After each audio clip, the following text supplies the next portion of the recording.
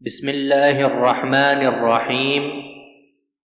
عن أبي سعيد الخدري رضي الله تعالى عنه عن النبي صلى الله عليه وسلم قال: يدخل أهل الجنة الجنة وأهل النار النار، ثم يقول الله تعالى: أخرجوا من كان في قلبه مثقال حبة من خردل من إيمان، فيخرجون منها قد اسودوا، فيلقون في نهر الحياة أو الحياة شك مالك، فينبتون كما تنبت الحبة في جانب السيل، ألم تر أنها تخرج صفراء ملتوية۔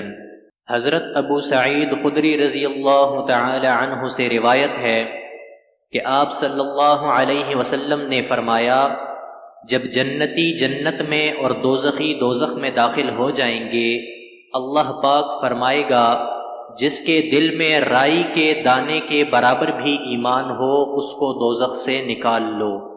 تب ایسے لوگ دوزخ سے نکال لیے جائیں گے اور وہ جل کر کوئلے کی طرح سیاہ ہو چکے ہوں گے، پھر زندگی کی نہر میں یا بارش کے پانی میں ڈالے جائیں گے۔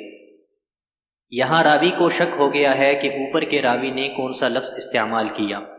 اس وقت وہ دانے کی طرح اگ آئیں گے جس طرح ندی کے کنارے دانے اگ آتے ہیں۔